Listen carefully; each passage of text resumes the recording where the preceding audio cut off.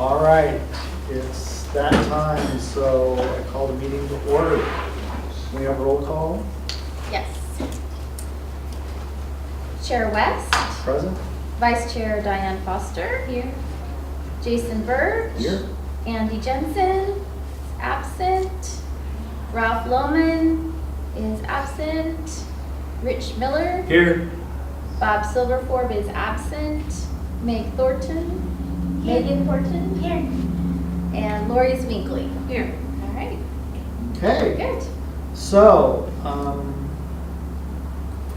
going to change this up a little bit since we have two new members. I want to recognize them first. And for Megan and Jason, what we'd like you to do is give your 2-minute floor elevator speech on who I am, why I'm here, and there you go. So we'll start with Megan.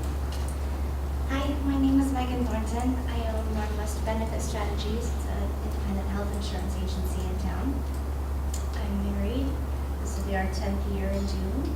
And we have a 5.5-year-old named Parker. And I've always been involved in the community, but I haven't been involved on the public side. And so I wanted to start learning more about the public side and ways that I could help out in that arena as well. Okay, great. Welcome. Jason. Thank you, sir. It's an honor to be here with everybody. I am a former police officer from about 20 years ago. Retired as a street officer. Resident of Sherwood, family here, 2 kids, 6-year-old and 4.5-year-old. So very interested in our community and the safety of our community and the safety of our police officers and all of their support staff. Professionally, I do nonprofits, board governance, fundraising. I just look forward to helping out as much as I can. All right, thanks. And Andy, welcome. And Hi, so you get 2 minutes to do your elevator. Here's who I am and what I want to be when I grow up. They didn't do that last part, but we'll have you do that. Andy Jensen. I've been a Sherwood resident about 12 years. One that's gone through Sherwood schools and is serving a mission for our church down in Nicaragua. I have a senior and a freshman as well. I work for Portland General Electric. I'm a program manager there. We are 22 days away from going live on a $150 million project, so work is a little bit busy. I've served on charter school board a couple of times, the school district budget committee, long-range planning committee. So we love Sherwood. Want to get involved and do my part to help make it a better community. I think the police force that we have here is a big part of the livability of Sherwood, and so I wanted to get involved in that and make sure that there's good citizen input into that. What do I want to be when I grow up? Is I just want to be a grandpa and enjoy my grandkids, I guess. Cool. You also served on the city budget committee. Yes, that's true, the city budget committee as well. All right. Well, Jason, Andy, and Megan, welcome. Thank you. So, we need to do the minutes, approval of the minutes. Any edits or changes or corrections to the minutes? Bob's not here, so. Didn't he already give us feedback? Yeah, he already did. Revised was already went It's out. fine. All right, okay. If Bob says it's good, All right. Do I have a motion to approve the minutes? Motion to approve the minutes. Second? A second. All right. All those in favor say aye. I, Opposed? All right, I'm signing them.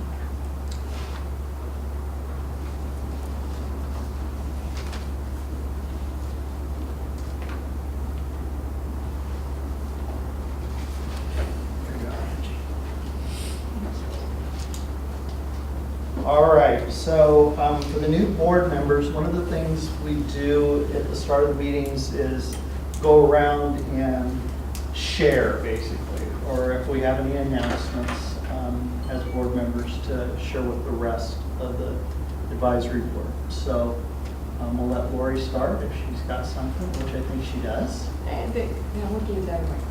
The Sherwood Police Foundation's annual fundraiser is coming up on May 19th over at the Art Center.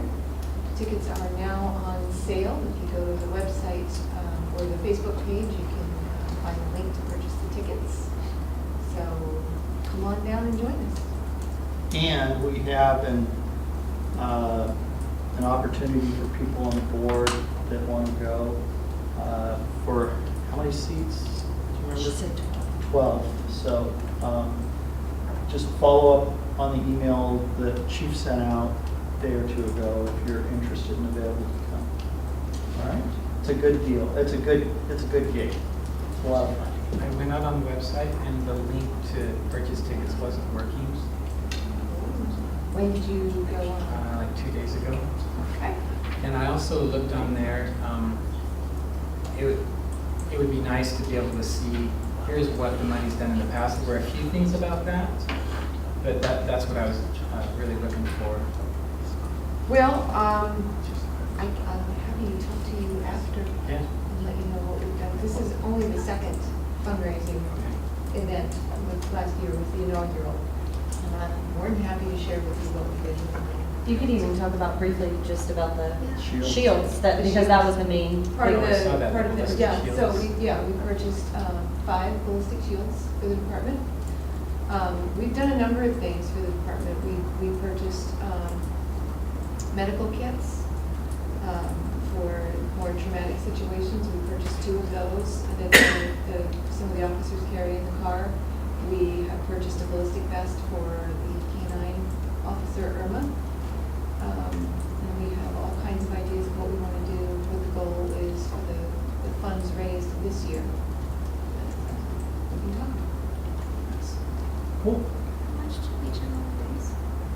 Well, Well, again, last year was last year. I think last year we raised 35,000. All right. Megan, do you have anything to share?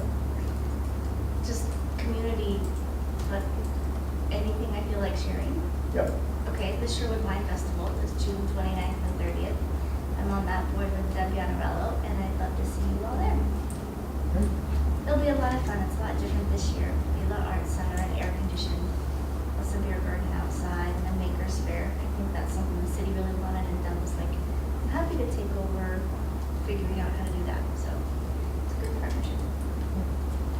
Rich? Nothing. Okay. Andy?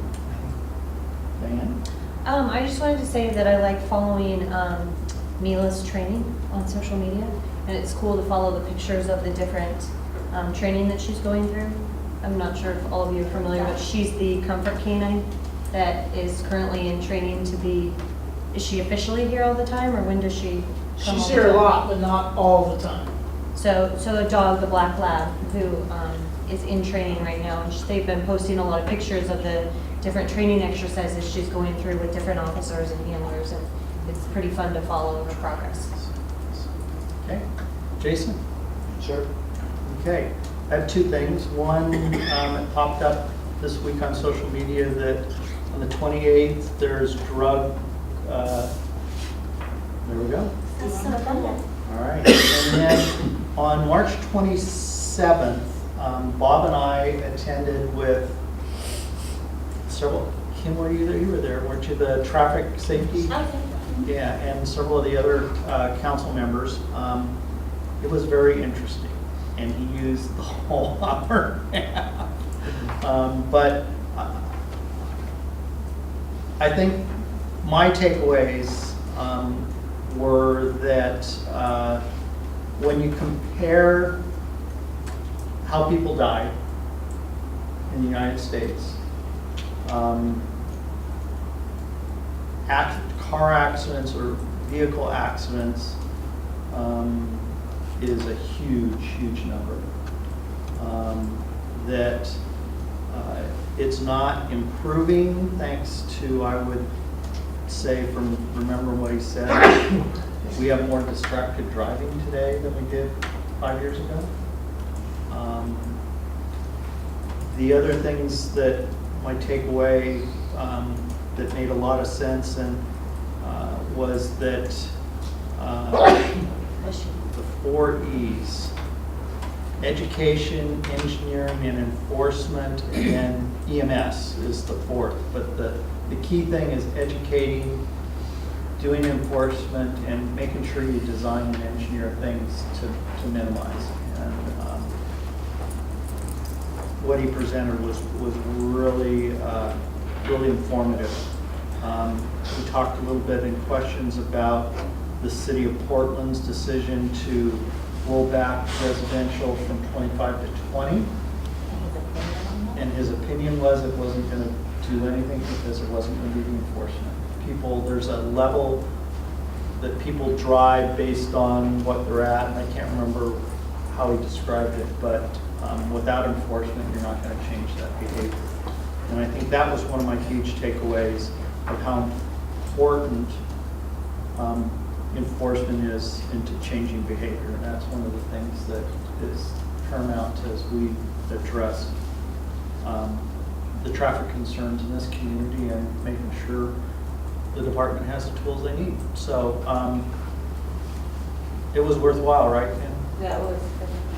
So did he say anything about, you said that there's a lot more distractions, are they mostly related to cell phone use, or? Yeah, did he and talk about that, or? that, but it's also the pedestrian getting hit has increased, and that's distracted walking too. I actually did that today. I was so embarrassed. I know better, but I was texting, finishing up a text message as I got out of the car, and a lady almost backed into me. And it was my fault. It would have been. She felt really bad, but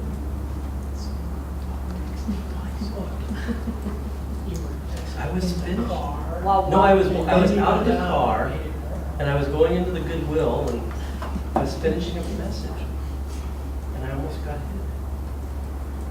So this presentation, was it by the folks that do the red light cameras? It's by a professor, and I'm going to ask Chief to pronounce it, but he's a professor of civil engineering at University of Portland. Okay.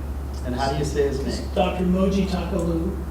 He's a civil engineer, and he has spent the better part of his career studying and researching traffic safety from all angles. So this is what I would consider a subject matter expert. He works with ODOT.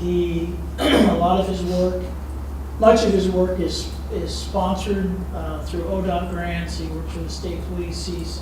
So the handout will share some of that stuff, but yeah, he's an unbiased subject matter expert.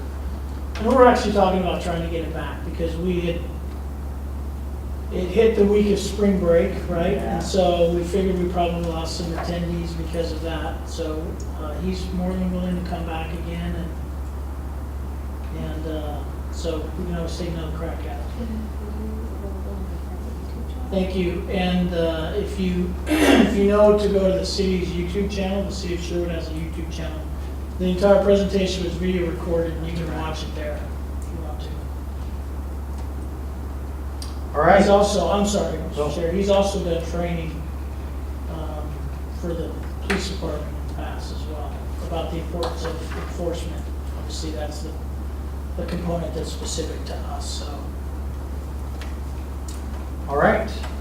One last announcement I have, and I've already got approval from Diana. I'm going to be in DC next month, and she's going to chair. So hopefully it won't be exciting, just saying. Great. All right. New business. We've welcomed the new members, and what I'd like to do now is just do a little exercise, and each of us offer what we think are the top 2 priorities for us as a member of the advisory board for 2018. So I'll let you think about that, and I'll go first since I knew what we were going to do. And for me, it is traffic, and it's speed is the biggest thing to me with regards to traffic. Whether it's in the neighborhoods or on 99, that is my number one still. And then second is a continuing nagging concern about drugs and our youth. And how we battle that challenge. So, for me, those are my personal priorities. And I think both of those fit into the bigger challenge that we have for the chief and the council, and that is helping to make sure that the department is staffed and supported to do the priority work. So, who wants to go next? I can. Okay. So in about 2 weeks' time, I was almost T-boned twice. Once was on Baker turning onto Sunset. A Suburban went flying past that stop sign.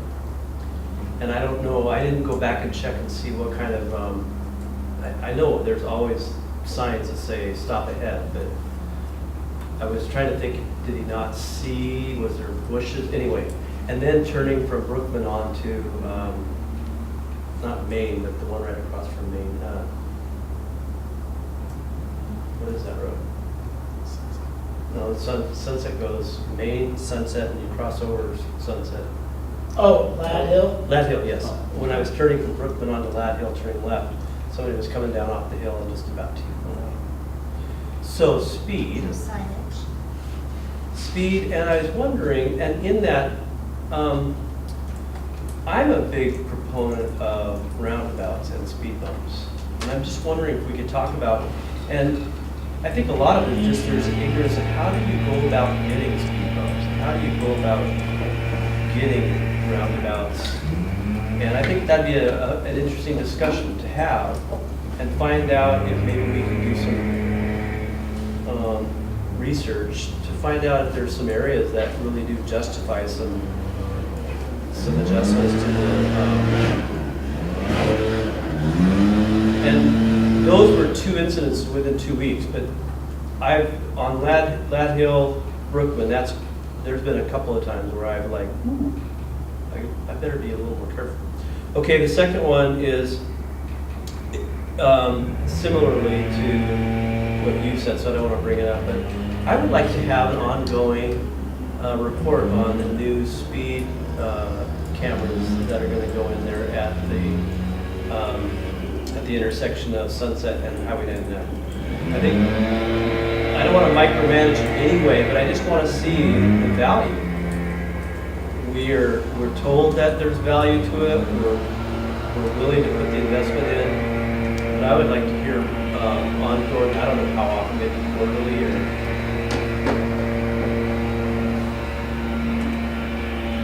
Value, is it really of value to our community to have those cameras going?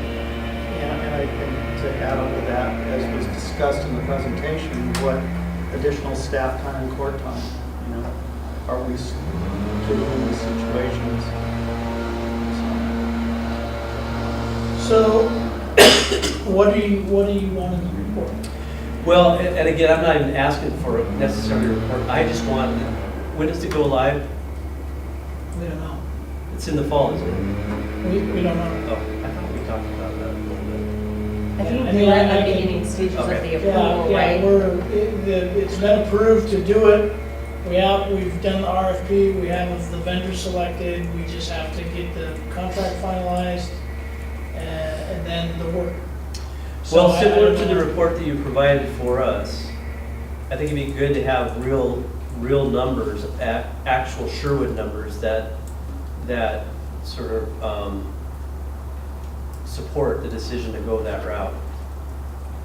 So maybe that's like a year out of the first, I mean, is that what you're asking? Yeah, a year might be too Like- long. I'd say like maybe after you roll it out, maybe for us to just see a 6-month report on, okay, here's how many people we've pulled over, here's how many, and obviously it's not gonna be a scientific study in the sense that we don't know how many quote unquote accidents were averted because of that, or how many people were, maybe drinking and driving that were caught in those cameras.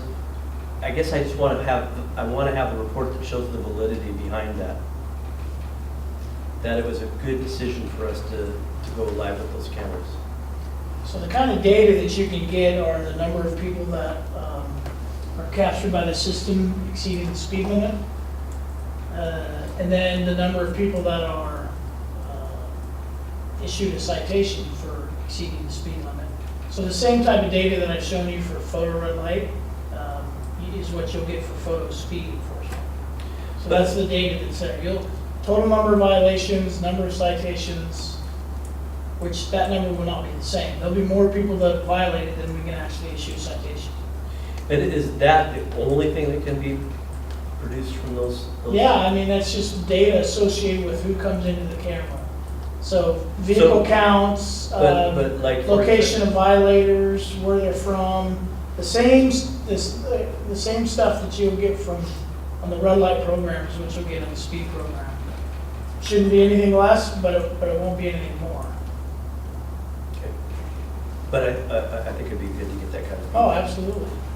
That's easy. And we're not doing it at Five Corners, are we? We're just doing it at, not six, whatever. that is. Both intersections, It is going to be at both intersections. Sunset and 12 Sherwood. Okay. But not every approach at both Just intersections. the 99 ones. 3 out of the 4 99 approaches is what we'll be monitoring, based on the survey results. Just in Sure. a nutshell, I just want to, I would like to know that it's actually making a difference. Yeah. What I'm asking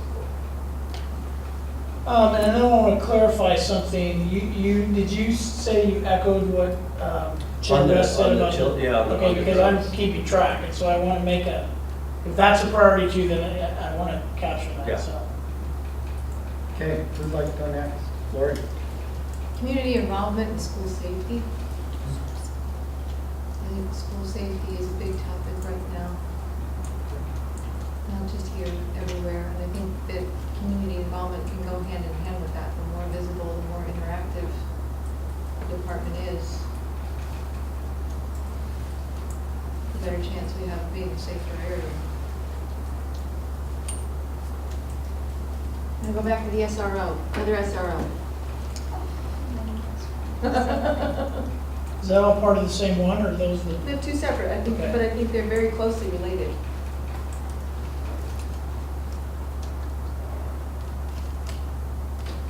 All right.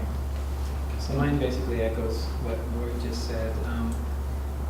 Not sure how exactly to describe it, but you said community. So just that relationship, so just the visible presence and the relationship that the community has with the police, that I think lends itself to kind of a crime deterrent as well as just the livability of Sherwood. And however you want to wrap or describe that, and then school safety is my other.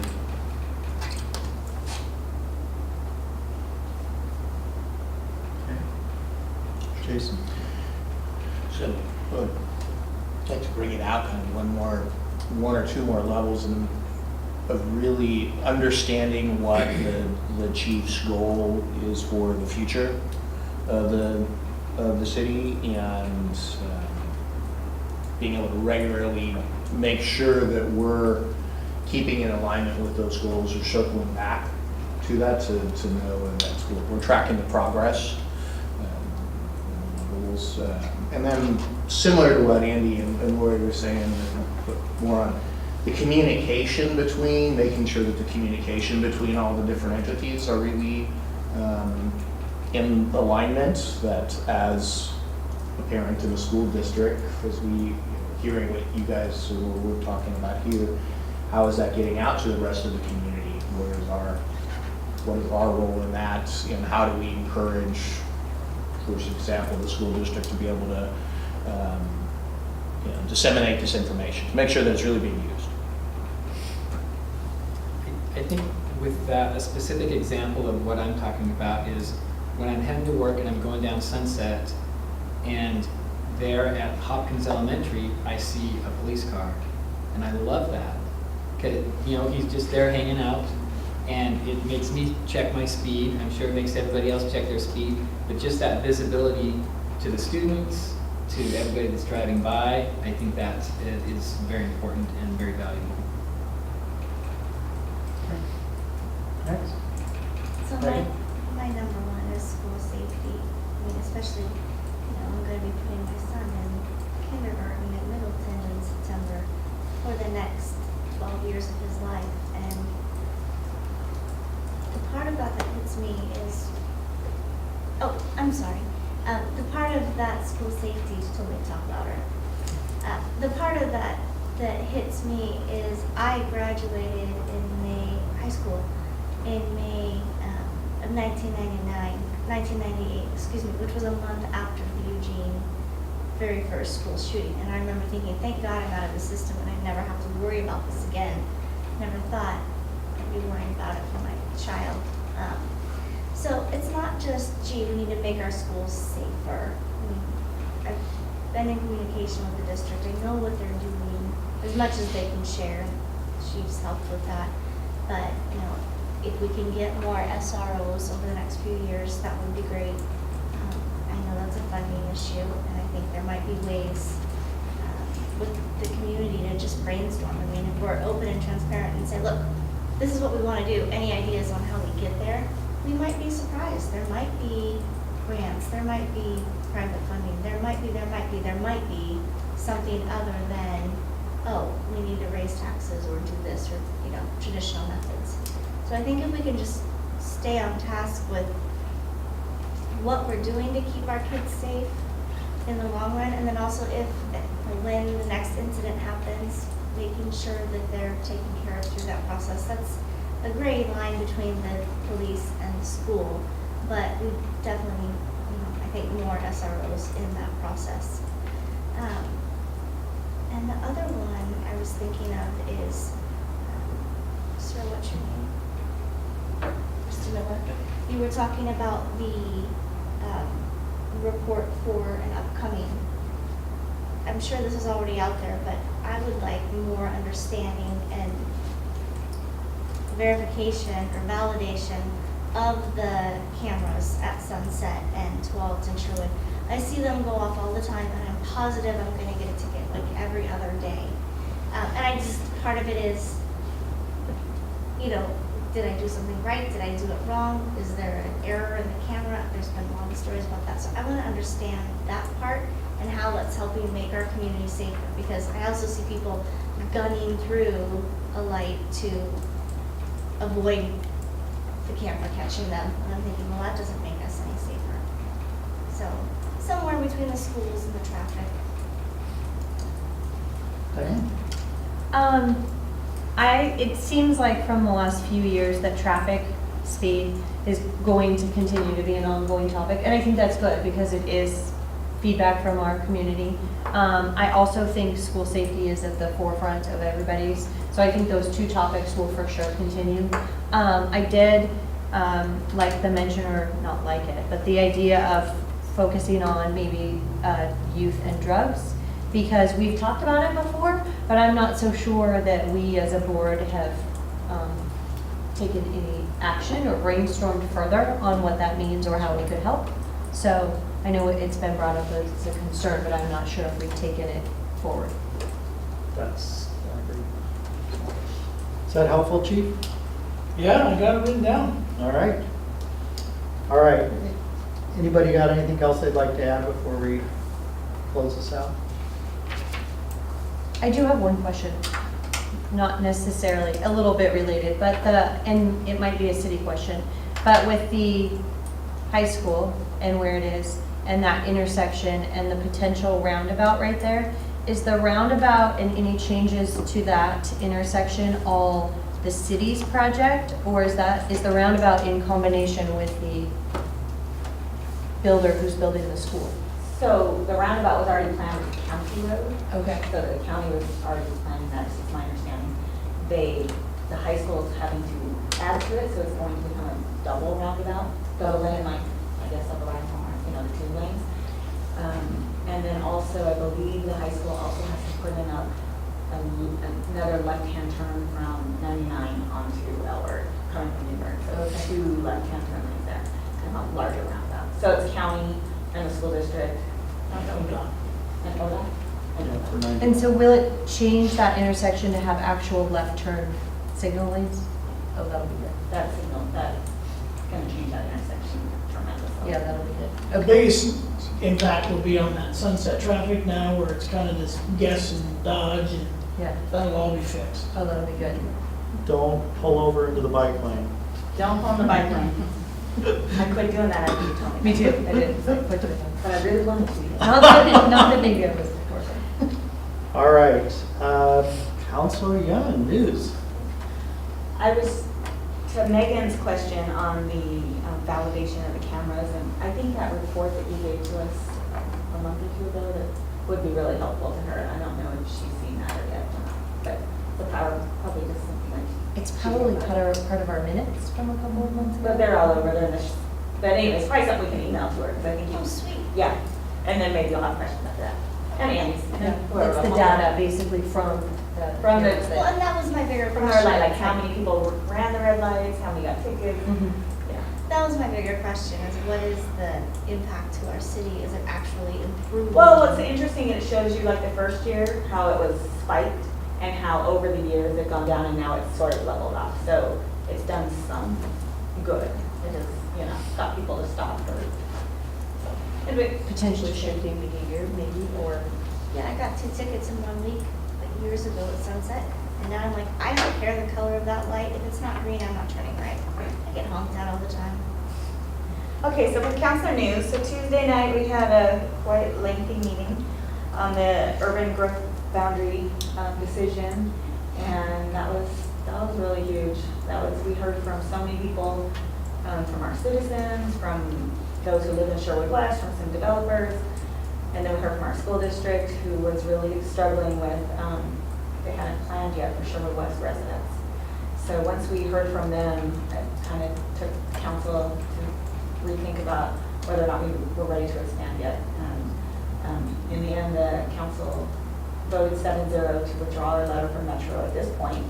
We can ask again in 3 years or 6 years. So just to do some better planning. It wasn't just all the school district concerns. There were a lot of concerns of we're not ready for the extra traffic, our roads aren't ready. We need to do some more planning to figure that out, work with the county and see what we can do. So that's on hold for another 3 to 6 years. So we'll be, but from now till then, we have a lot of work to do if we're going to ask for that expansion. Coming up May 1st, we have a work session with our SRO is going to come and give us a program update. He's actually coming, right? The SRO, yeah. So that'll be good to hear what's going on in our schools and what the SRO is doing and see how that's working. And then during our regular meeting, we will be proclaiming National Police Week, May 13th through the 19th.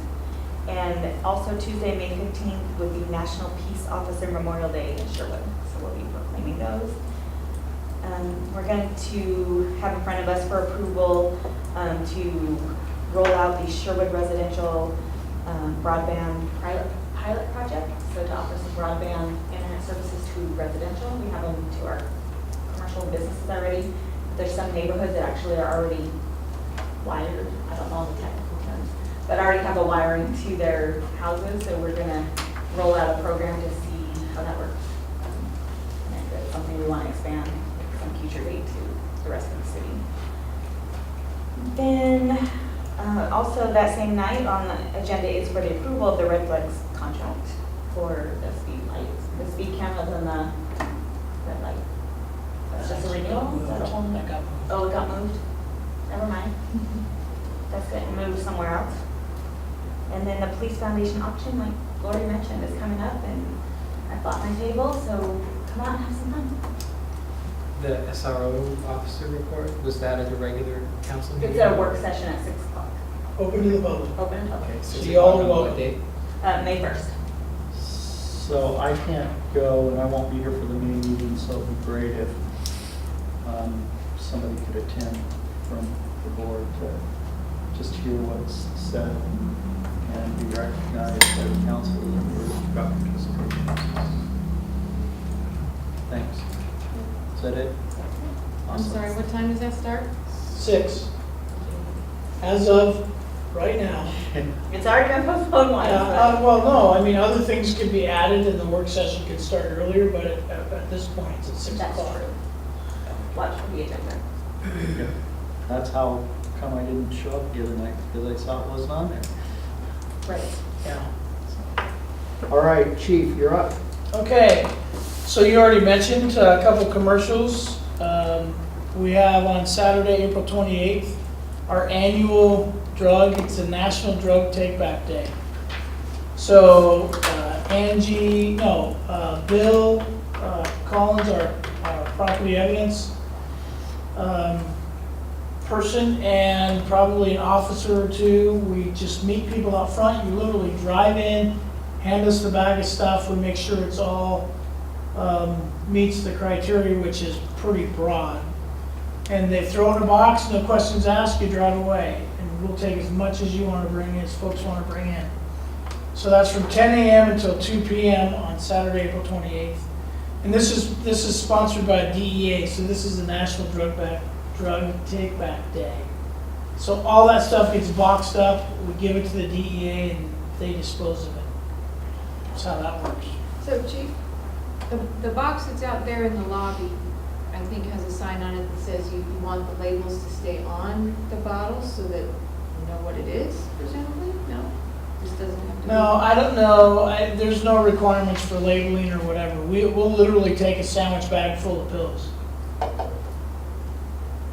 Okay, so. It's preferred that that's just left in the original bottle, just so. Yeah, so it's not about the labeling. We just don't want people handling stuff, Okay.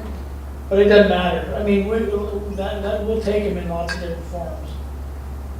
But that box has I think more limits than this does, but I don't know for sure. But in that box, you can't put liquids or inhalers or those kinds of things. So what happens with that is that's not part of the National Take Back Day. That's just our all-the-time lobby box, and we're responsible for the disposal of that material.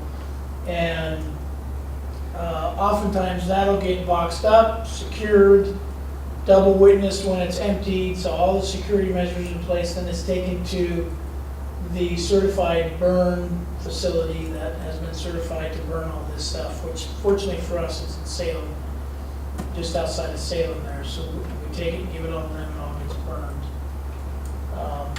So that's any day the lobby's open, anytime the lobby's open, folks can come in and do that.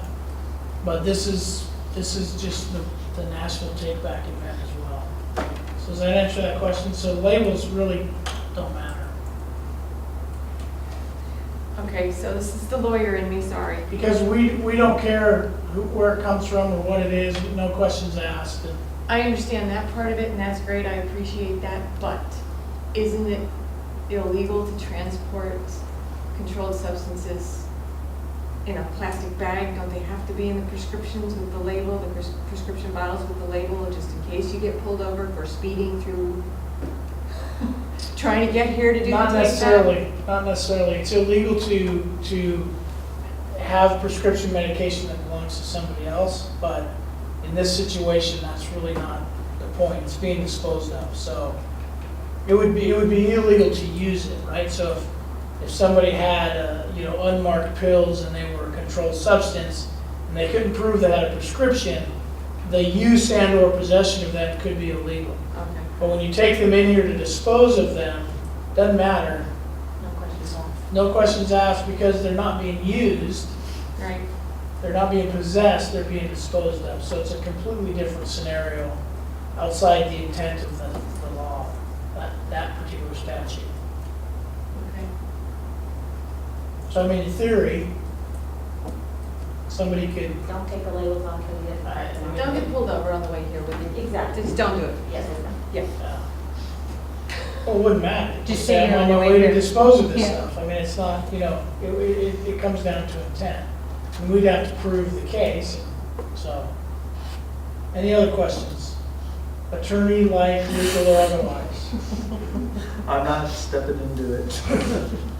Okay, and then on Saturday, May 12th, we have our annual shred event. That's the one Angie will be at with some help. And so we do this, our intent on the timing is post-tax time. So if you have a bunch of records you're ready to get rid of, box them up, bring them down here, bring some canned food, and we'll take them. We partner with Pride, and they go right into a big container, and then Pride as often, the truck sits there, and as often as necessary, they just dump the container. So again, no questions asked. We don't look at the stuff. It just goes into the big can and then into the big shredder. And that says 2 boxes of shredding maximum and a minimum of 2 non-perishable food items. So that is Saturday, May 12th, 9 a.m. to noon. 2 really popular events, so we want to make sure people are aware of those. A couple of updates.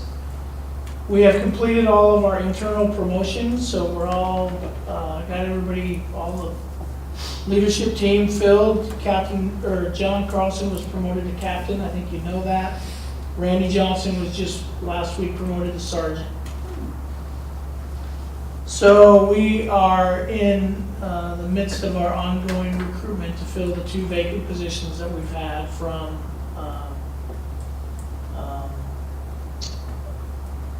Captain Daniel going to become a chief, and then a resignation of an officer in training.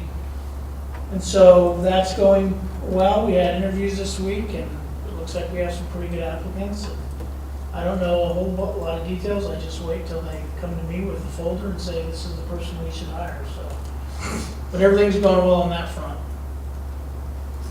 Who does that screening and interview? Our team, we have, that's part of the responsibilities. One of the captains is support captain, so actually the patrol captain. So Captain Carlson is running that hiring process, works with human resources for the city, and gets that all done. Does that answer your question, or are you looking for something different? Yeah, so. Okay, so some follow-up information that I wanted to share, and some of it has been mentioned already or alluded to. So we're talking about speed enforcement. That seems to be a topic right now. We've certainly talked about it. Had the community traffic safety class that I mentioned. There's a couple of articles out there that you can find easily, or I can forward to you. One and studies. One is by the RAND Corporation. So they are pushing a program out called Vision Zero, if I remember right. I just got it today. But it is a plan to bring the number of fatalities in our country's highways to 0 by 2050, I think it is. So they address, I mean, you talk about all the 4 E's, they address every aspect of that. And what's of particular interest to me as I reviewed it was that when they got to the law enforcement section, their number 1 recommendation was enhanced enforcement. So every research group or every report that's done always comes to the same conclusion, and that is that enforcement is critical to keep people alive on the roadways with regard to lots of things, but certainly speeding. And then there's also a study that Dr. Takalu referred to on the class from the National Transportation Safety Board, where they made several recommendations on how to improve traffic safety. And again, they talked about enforcement, and they specifically called out automated speed enforcement, and they recommended that there needed to be better use of automated speed enforcement. If there were states that didn't allow it, they needed to legislate to allow it. The states that did in fact allow it needed to enhance that and work to enhance it. They found it as a very effective tool. So the interesting thing that I wanted to share about traffic fatalities and speed-related traffic fatalities is that, those numbers are spread throughout the nation and throughout the state. In Oregon, there was 500 last year. The state police reported to us. The the conference last week. So it's not, you can't look at this from a perspective of, well, how many people died on 99W12 in Sherwood that were speeding? Well, that's not the issue. The issue is the grander concern, because you're not going to find anywhere in the country a stretch of killer highway, right, that people routinely die on. I mean, it wouldn't be allowed to exist. And so it's spread out. It happens anytime, anywhere, in any number of places where somebody is driving in an unsafe manner. So that's important to keep that perspective. As I said, we had 500 in Oregon last year. We're very fortunate in that we have not had a traffic fatality in Sherwood in several years. And our numbers are actually pretty good. Our crash data is showing a reduction in crashes since we've implemented the photo red light cameras. So that's data that we have to get from ODOT. It can be sometimes difficult to get. We still have rear end crashes at our intersections, because those are intersection specific. Two kinds of crashes you get at intersections are rear end crashes and high angle crashes, okay, 90 degrees. Rear end crashes carry with them pretty minor levels of injuries compared to high angle crashes. High angle crashes are where people die or get significantly injured, and our high angle crashes have gone down. I can just give you a quick recap, and then I'll send the information out to you again that Councilor Young alluded to. Since we implemented the photo red light enforcement, our photo red light citations and the number of people that are running the red lights, those are two different data points, have been on a steady decline, a significant steady decline from the time we implemented it. So it's clear to me that those systems are working and changing people's behavior. And I'll get that information to you. I anticipate that we'll see very similar numbers or very similar results with speed enforcement. I don't know what the numbers are going to be. As soon as those cameras go on, I don't know if the numbers are going to be consistent with the survey numbers we saw. Only time will tell. But once that enforcement begins, I'm confident we're going to see a reduction. What we've seen with photo red light is there's a reduction, and then we kind of hit a plateau where there's just going to be what I would say the normal amount of red light violations that occur, no matter how hard we work, even though the system continues to pump out citations. And the reason for that is because we have upwards of 20 million people driving through town in a year in Sherwood. Okay, there's a lot of cars. And a lot of those are repeat drivers, but a lot of those are transient drivers. So when you have transient drivers and different people going through intersections at different times, you're just not going to be able to change every behavior, because from a purely statistical standpoint, the odds are there's going to be somebody drive through that's going to get a red light ticket that may not drive through or hadn't driven through. You know what I mean? I mean, you just can't account for that control factor. And I would expect to see this, again, similar results with the speeding. So the big point that Dr. Takalu pointed out that again we've talked about is that you change behavior through enforcement. You make roads safer through engineering. You can talk about traffic calming, which is what you're interested in. And those conversations can have and will continue to take place about what the community wants to see with regard to traffic calming. But in terms of changing behavior, you're talking about a bad decision somebody's making to speed, to run a red light, to run a stop sign. Traffic calming doesn't affect that unless you put a wall, and you force them to go and then stop and go around. You know what I mean? Kind of like a maze. And clearly, we're not going to do that. So you change behavior by enforcement. Traditional enforcement involves a police car parked in the speed zone with a radar that says, "Oh, I got you speeding." Okay? While the police car is sitting there, people follow the rules. The second the police car leaves to take a call, the next several 50 or however many cars that come through don't see the police car, and speeding will resume almost immediately when the police car leaves. Waze tells us you're not there anymore. Right. Okay? That's technology helping us out, right? What did that used to look like back in the day? You're driving down the highway, oncoming car flashes their lights, cop ahead, right? Now, the technology does it for you. So that's where the value of automated speed enforcement comes in. So we believe, we get calls about it, about the speeding on 99W, it's a problem. It leads to traffic fatalities. Does that mean that we've had 15 people die in the last 2 years at 99 at Sunset? No, but we could have somebody, God forbid, tragically die at any point. So the lack of that should not suggest that, well, we don't do it until that happens, right? So we believe there's a problem. We've got complaints about the speeds on 99W, so we have the ability to do the automated speed enforcement.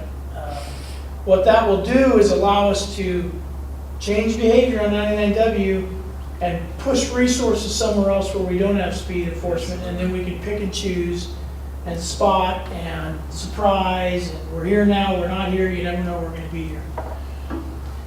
We will continue to look at, I've never been, Neil knows because Neil's been with me from day one on this photo enforcement, and I said from the get-go, because somebody said, well, are you going to do cameras for speed? And I've always said no, because I don't believe I need to.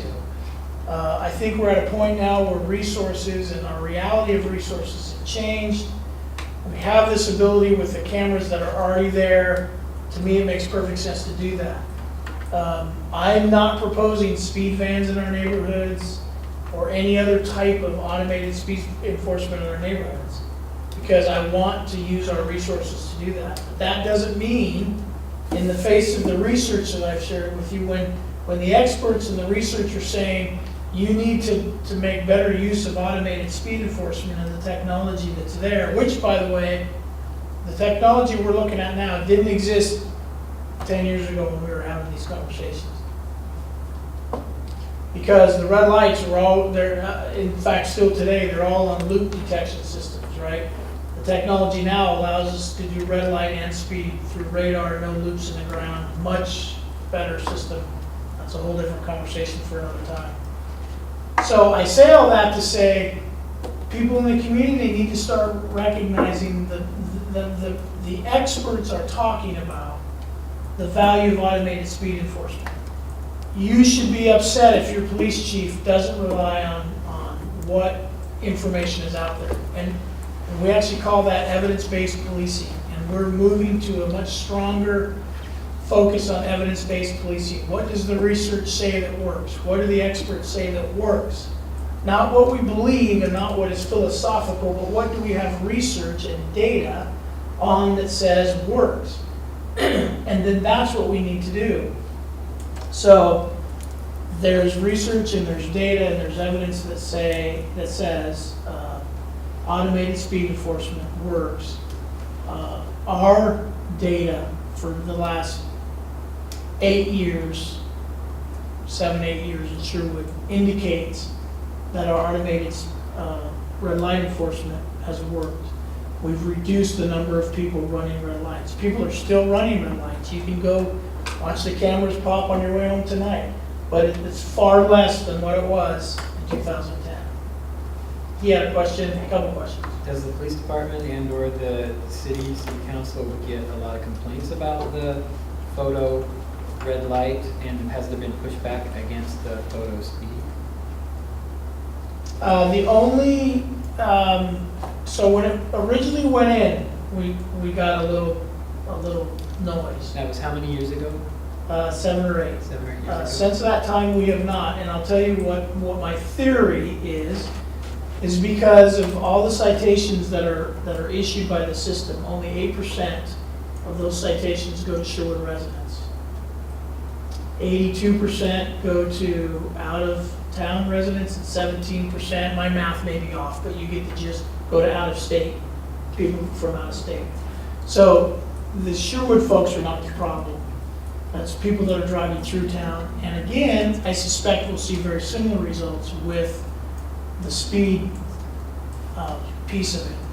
The other part of that is when you look at the overall traffic volume of around 20 million cars that are driving through here in a year, And you compare that and you run the formula down to the number of citations that are actually issued. If I remember right, it's 0.03%. Okay, so it's 3/100ths of 1% of all the cars that go through get a red light citation. And again, I believe we're going to see similar results. It's going to take longer time to get those kind of numbers. But that's data that comes from our vendor, Redflex, that says, hey, we can pull all this from the loops in the ground, because every time a car goes over there, it gets counted over the loops. And the same thing will happen with the new radar system. Every time a car comes through, it can be counted. So the same data will be available to us. A couple other questions.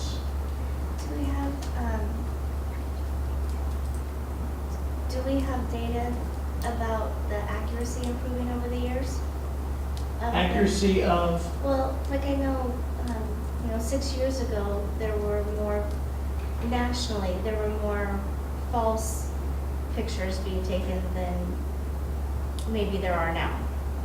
so what do you mean by false pictures? I want to make sure I'm answering the question. Like if you're actually stopped and someone's picture is taken. Oh, so in other words, the system is an Like error. the system makes an error Yeah. and sends out a ticket to someone. I can tell you. Obviously, that's going to happen.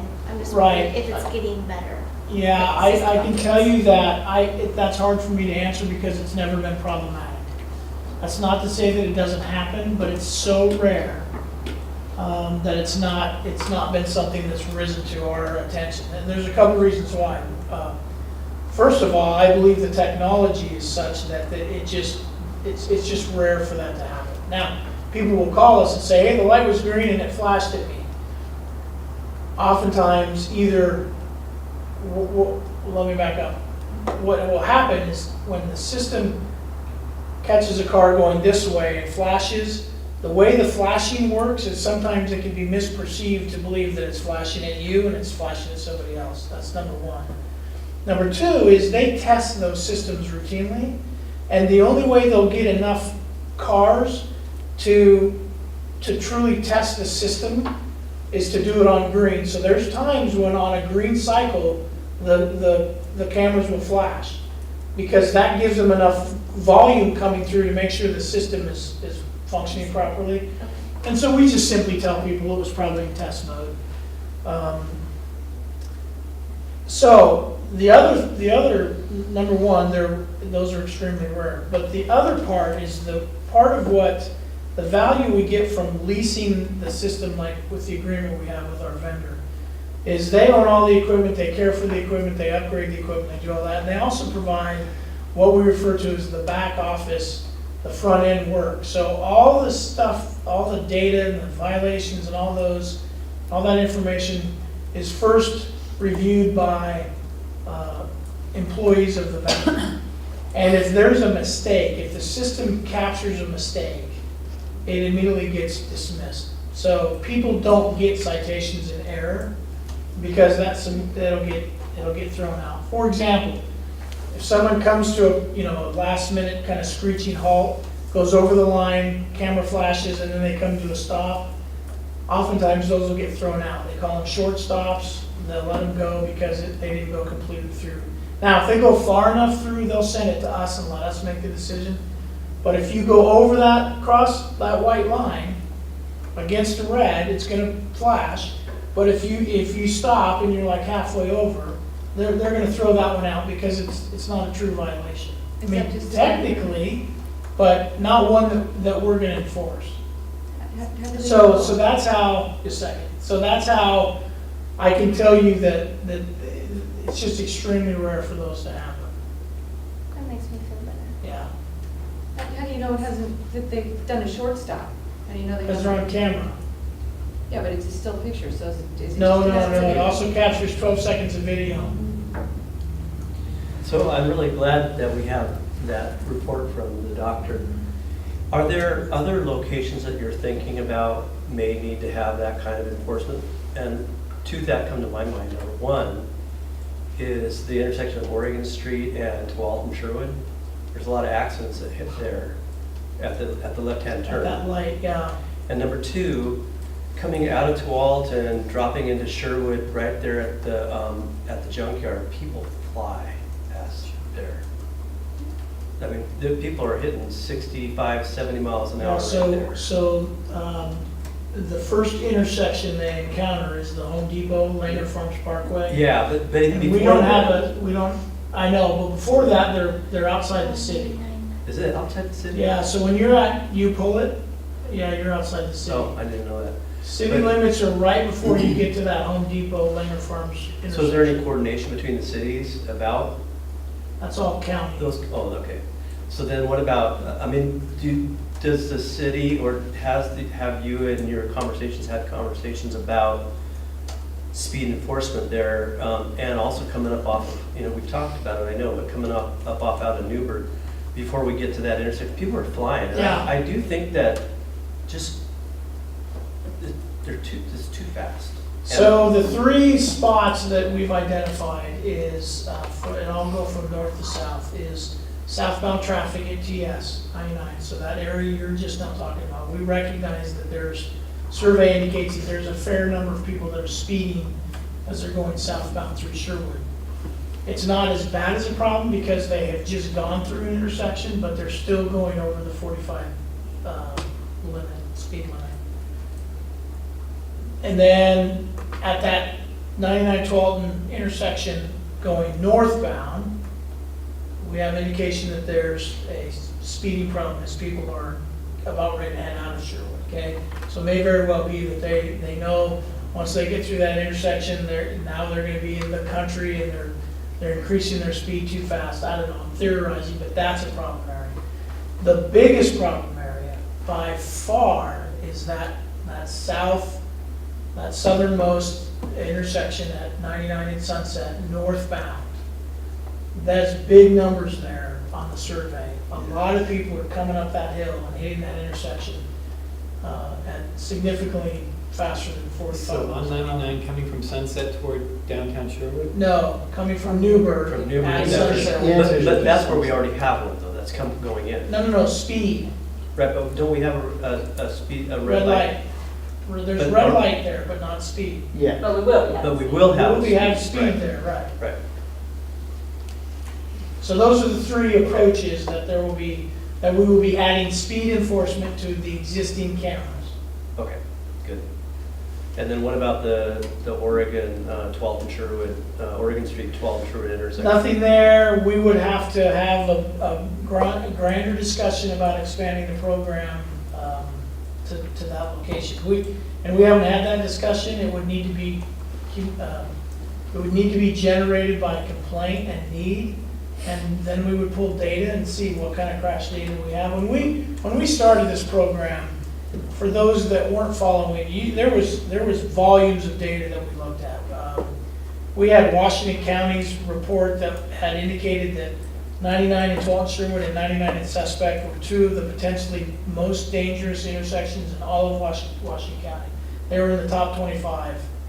And when you think about all the controlled intersections in Washington County, to be in the top 25, that was significant. And then we pulled the ODOT crash data, which also indicated that there was far too many crashes occurring. It ends up not costing anything, right? Because the vendor bears the cost and they actually make money off it, and the city actually makes money off it. Yeah, we pay at least, But we recoup that. oh yeah. Yeah. So is it just a matter of the intersection has to be basically profitable for the vendor? No. I suppose, from my standpoint, no. I suppose that the vendor probably, as a business, certainly has the right to view it from that perspective. I mean, if we said we wanted to look at one, they'd have to look at it and say, yes, it would be profitable. Yeah, I mean, for us to do they it. would have to come to that, but we would not even consider it unless it had the data to support it, right? Which we did here. Now, if it has the data to support it, from a business perspective, they're gonna probably see it as a beneficial addition to a beneficial investment, because that's how they view it. They're investing all the equipment and all the front end capital. Yeah. So they would clearly have to, I can see that. So, and while you, on that point, I always want to throw this out, and Neil remembers from the get-go, people always talk about revenue, you're doing this for revenue. Look, every ticket we write has a number on the bottom of it, every ticket. That's part of traffic enforcement. If you didn't give people a fine, you wouldn't change their behavior. They'd be like, oh, I got a warning, okay. That is the system we operate in. It's established by the state. We don't set the bail amounts. We don't have any control over that. We look it up, class whatever violation, that's how much it costs. Speeding, depending on how fast you're going, it gets more expensive. We write that down. So every ticket carries that. So when you say, well, we're going to do red light enforcement, well, it's no different than if an officer pulled you over and gave you a ticket for running the red light or in the case of speeding. Writing traffic tickets generates revenue. There's no secret, there's no mystery to that. But we don't write tickets to generate revenue, we write tickets to keep the roadways safe because that's what the data supports. No enforcement, and that's what Dr. Takalu said. When there's no enforcement, speed limits, engineering, it doesn't matter because people aren't going to behave the way they're supposed to. But he's been extremely patient wanting to get his question. So. Just wondering when you mentioned evidence-based policing and the community needing to know more of that, how is the community learning more about that? Or how can we help? Yeah, so my job is to try to get that information out in articles and through when I'm talking to people, whatever. How you can help is by getting the information that I share with you and sharing it with the community. As we've talked about, in the last several years with the existing board, and we talked about with many of you in the interviews to be on the board. That's the role of the Police Advisory Board, is to be that two-way funnel of communication to where what you get here, you go out and you share with 10 friends who will then share with 10 friends, and vice versa. If somebody comes to you and says, hey, I've got this problem here, or I'm frustrated with this, or how come we don't do that? Then you can bring that information to me and say, hey, people are tired of the speeding, or people are tired of the pedestrian issue, or people really want another SRO, right? And so then that's information that comes to me that I can then communicate with my boss, the city manager. You are an advisory board to the council, you're established by the council. So then we coordinate and you bring that information to council, which is why we have a council liaison, so it happens automatically. Or we have, opportunities where you come together as a full board and full council and say, hey, councilors, this is what we're hearing, this is what we believe, this is our recommendation, these are things you should consider. So that's that's the value of this board, and that's how that works, and that's what you can do. So it'd be helpful, like if I wrote an op-ed in the Oh, absolutely, papers, that would kind of certainly be as- one, yeah. I mean, any one of you or any citizen can do the research and say, heard this from the chief, or not even mention me, just say I've done my research, or I've validated what you know what I mean, however you want to, and say, this is what the data shows. Absolutely, any one of you could do that. The only thing that, and this is kind of in the arena of training, is you want to make sure that you're speaking as one of two ways. You're speaking as a private citizen, which you have the right to do at any point. You also have the ability to speak as a member of the Police Advisory Board, so long as the board is in agreement. So no single member of the board can be the mouthpiece for the board without the blessing of the board, which is why we have chair and vice chair and meetings, so that, if you wanted to represent as a member of the board, or anybody else did, you would need to bring that up and get everybody say, yeah, if you're willing to do that, we're behind you, yeah, send that message. You would probably want to have it reviewed, you know what I mean? Mhm. But if you just are going to write an article as a resident of Sherwood, then you have the right to do that as well. You just can't represent. Mhm. I understand. You can say you're a member of the Police Advisory Board speaking on your own Right. behalf. Yep. you know. Right.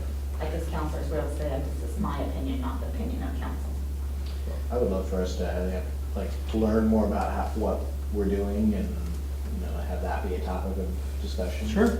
No, I think the chief has his column, but I think there's an opportunity for us through all the different forums to communicate. And I think that would be something that we haven't done very well. So, did I get everybody's questions? I mean, it kind of went from me reporting some information and a lot of fun, which is, I love it, it's awesome. I just want to make sure I covered everything. So the one thing that I just remembered from the presentation on the 27th was fatalities is one thing, but when you look at the cost Yeah. to injuries, lost work, property damage, the numbers are just astronomical.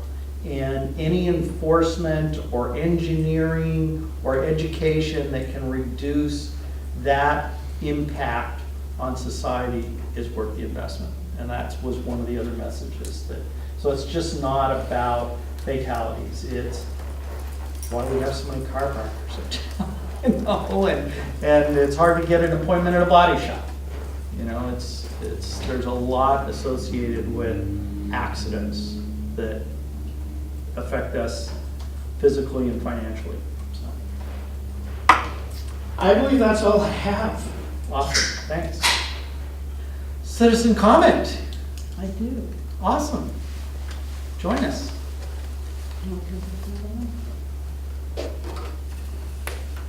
Okay, most of you or some of you know that I volunteer here, so I'm in the Valley of the Whale once a week. What's your name? And see things going on, huh? What's your name? Oh, my name is Nancy, and I live in Sherwood.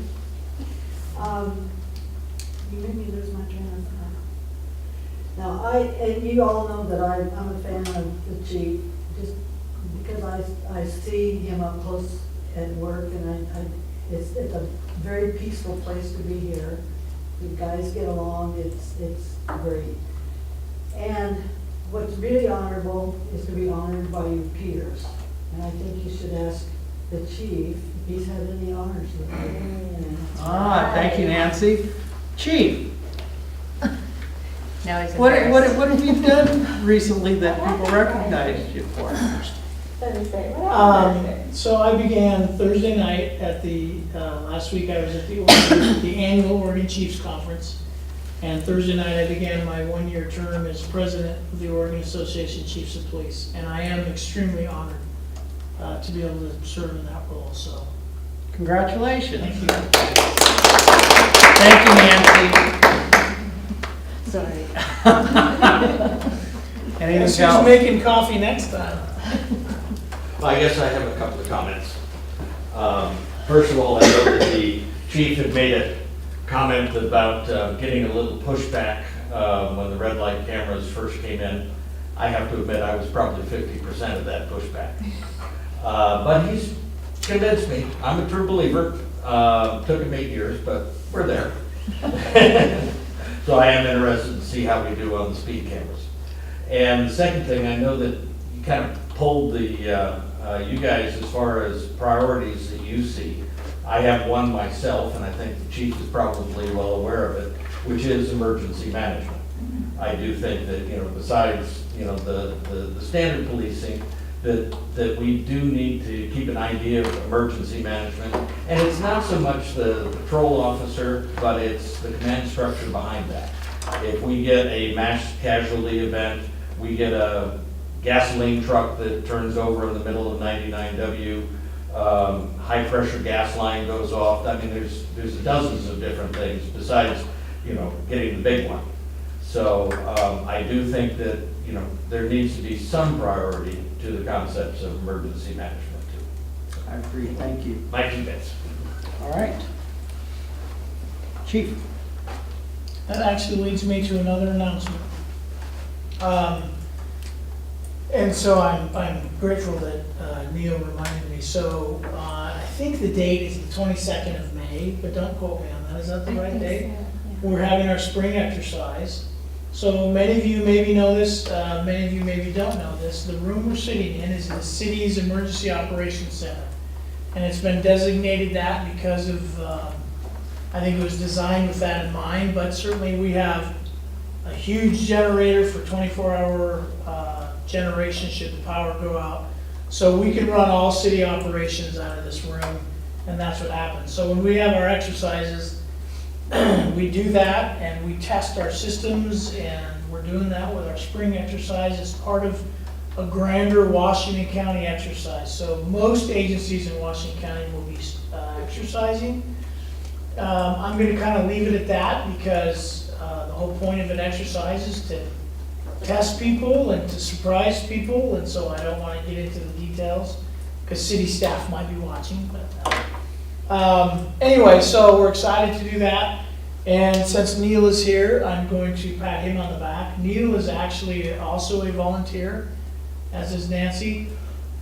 Neil is an emergency management volunteer, and he is our well, I'm going to say it wrong, but we claim ownership, so he can, however, but Neil is a ham radio operator, trained, and he works for Aries, which I will not, amateur radio. Emergency services. Thank you. And, but we claim him as our emergency, or as our ham radio operator. And that wooden cabinet in the back of the room is his amateur radio emergency communications setup. And so I'm not going to go into what all that means because just for the sake of time, and if he's willing to stick around, you can, after the meeting, he can educate you. But Neil participates with us on many of our exercises, not all of them, but many of them. And he comes in here and tests the equipment on his own as well. So we're very appreciative of the work that he has done. But so we have our spring exercise coming up. And we don't know exactly what the future looks like with emergency management. We'll give you more updates on that. It has been managed out of the police department. Up to right now, I'm still the emergency manager for the city of Sherwood. We were fortunate in that we had staff and Captain Daniel that had tremendous experience, and so he was able to coordinate that for us, and it made sense. He's moved on. So it gave us an opportunity to kind of do a reset and look at where we're at. So we're kind of mutually coordinating now with the police department, public works, and at some point in the future, we'll need to figure out, city manager will need to figure out kind of where we want that to settle and what staffing needs we have and so on and so forth. But in the meantime, the investment that has taken place over the years has gotten us to a very prepared state. I can tell you without qualm that your city staff is prepared should any of these events happen, and we continue to practice on that. But Neil is absolutely right, it is a priority, and so we'll keep it as a priority. So anyway, we have an exercise coming up, should be fun. Great. Any questions for the chief? Thanks, Neil and Nancy. All right. Does anybody on the advisory board have anything they'd like to add before we adjourn? Counselor Young, you good? I'm good. Okay. Could I have a motion to adjourn? Do it formally. Move to adjourn? Second? Second. All those in favor? Aye. Nobody's opposed. We're done. Thank you. And welcome to Jason and Megan and Andy. Thank you. So my very,